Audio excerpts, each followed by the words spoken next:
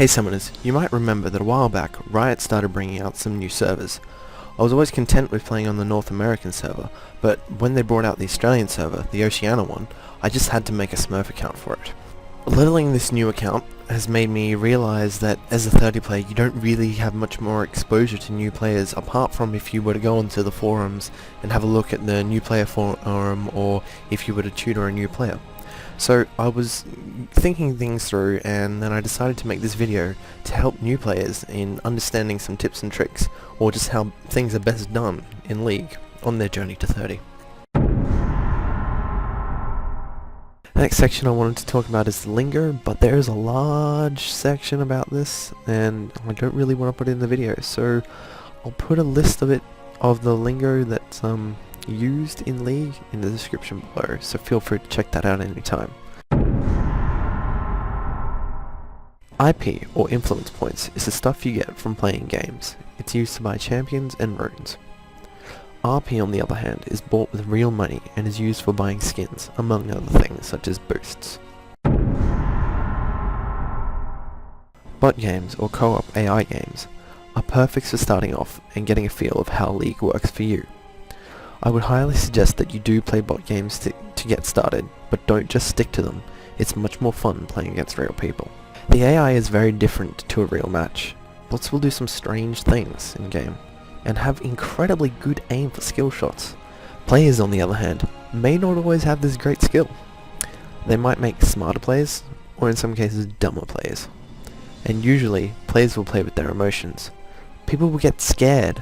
If people are missing on the map, a bot isn't going to run away back to base. Bot games lose efficiency for IP. The higher level you are, the better it is to play PvP matches.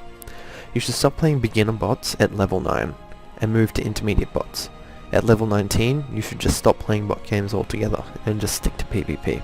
If you want more information on co-op AI games, go to the description and there's a link to the wiki.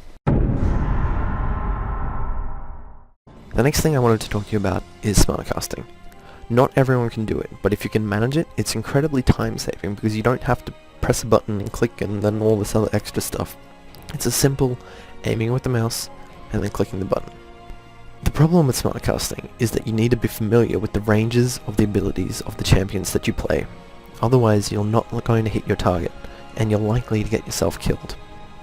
Some champions work better with smart cast, others work better with normal cast. You can customize it at any time. Personally, I prefer to smart cast everything. It's only really been a recent change for me, and I used to not be able to stand smart casting. But if you're a bit slow with the buttons and clicking, or you just want some extra speed, I would definitely recommend smart casting. Difference between smart casting and normal casting is that when you normal cast, you have to click the button, which will show up a little indication of the spell on the screen, as you can see here, and then you have to click. When you smart cast, all you have to do is aim with your mouse and click the button, and it'll automatically do it for you. Summoner spells. They're probably one of the most important choices you need to make before a game. Different champions and different roles use different summoner spells to best make use of their champion. There's an entire list of different summoner spells that you could use. My advice would be to always take at least one escape spell, which would be Flash, which you get at level 12, or Ghost, which you have at level 1. Most commonly, though, the only summoner spells that are generally used is top will generally take Ignite and Flash, mid will take Ignite and Flash, jungle would take Smite and Flash, AD carries nowadays tend to take Barrier and Flash, or Cleanse and Flash, and supports tend to take, could be a variety, most tend to take Exhaust and Flash, or Heal and Flash. Next is the meta. The meta is a heated topic and one that I personally think is set in stone. Whilst Riot encourages people to play with what they want, when they want, and where they want, some people hate it when you go against meta. Others won't mind, and others are constantly seeking to change the meta. The meta came about as a result of a pro team play that was unbeatable at the time with the previous meta, or lack thereof. So now, everyone uses this new strategy. It consists of one top lane, one jungler, one mid, and 2 bot lane players. Now I'll take you through the roles of the meta. In the top lane, you'll need to look out for yourself. You'll need to buy your own wards and call on the jungler for help. I've seen games in higher levels where the top lanes tend to be left alone and the other 4 players continue the game as if they weren't in it. Generally the outcome of top lane can be set in stone pretty quick, so you have to be careful. Mid lane is a lot like top. You have to look out for yourself, and buying wards is probably more important than top. This is because mid lane is the easiest lane that's accessible to ganks. Again, the outcome of the mid lane can be determined pretty quickly, so make sure that you have wards and call on your jungler for help. In bot lane, you'll have an AD range champion. Some people call this the ADC, which stands for Attack Damage Carry. What the AD carry does is basically they'll ignore everything there is and CS till late game. The other player in the bot lane is the support. You are essentially the AD carry's bitch. You will buy all the wards, you'll try to keep them alive, you'll let them take all the kills, you have to call all the mirrors, you basically do all the work and take no CS. It's a tough job, and there's not much thanks for it. And you'll probably get blamed for any fuck-ups that the AD carry makes. But by god, are they useless without you. And the 5th player in the team will be the jungler. You don't have your own lane. As the name would suggest, you live in the jungle. Basically, you get booty called by all the lanes to come in and gank the enemy in the lane. Unfortunately for you, if it's not the support's fault, it's gonna be your fault.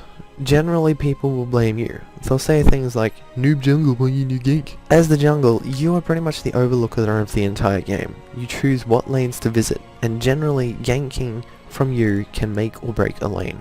You should try to counter jungle as much as you can to put the other jungler behind, but you still have to balance out farming your own jungle, ganking for your team, and taking objectives such as Dragon, Baron, or Towers. Next up I want to talk to you about champions.